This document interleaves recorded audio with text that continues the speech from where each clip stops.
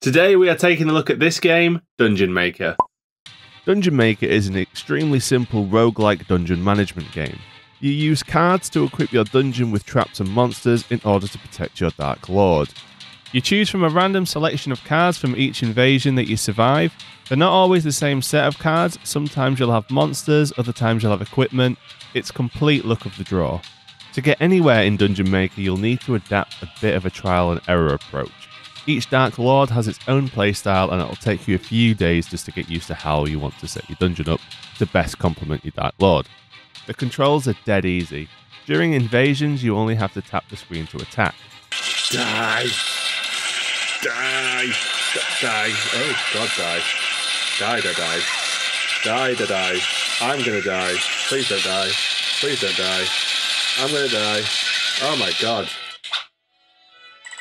I died. The game requires more of a tactical mind in order to best set your dungeon up in preparation for the invading heroes. The idea of the game is to survive as long as you can, so you'll need to prepare as best you can. My personal tactic was setting up area of effect traps and walls of monsters to try and take out as many enemies as possible as fast as possible. And it didn't really matter which hero I chose, this was normally my go-to tactic of choice. There's a few ways that you can deal with the invading heroes and best protect your Dark Lord.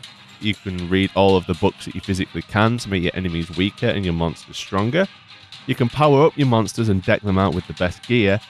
Or you can do what I did and focus on traps and upgrade them as much as possible. And then you can amp up your Dark Lord and have them dish out the most pain physically possible. There are different worlds to conquer, they come up randomly and all affect the game in different ways. Some make it harder and some make it easier. I thought this was a nice touch, it would be a bit repetitive just playing the same set standard of rules all of the time. So the more you play the game, the more difficulty modes you unlock.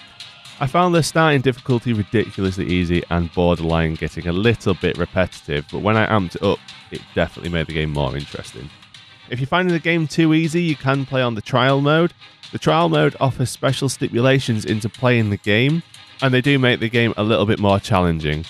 The visuals of Dungeon Maker are really simple. I really like the style.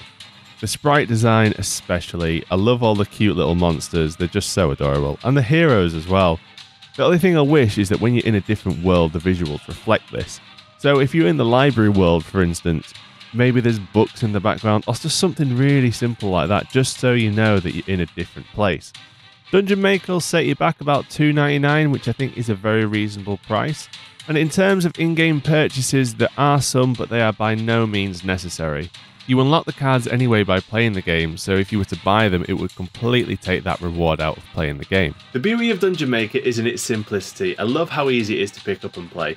If you're a fan of roguelikes and tower defense games, definitely go out and give it a try. And it won't break the bank, so you've really got no reason not to. Well, that's it for this week's review. I hope you enjoyed it. If you did, make sure you gave it a thumbs up, and if you didn't, give it a thumbs down. Until next time, ta-ta for now.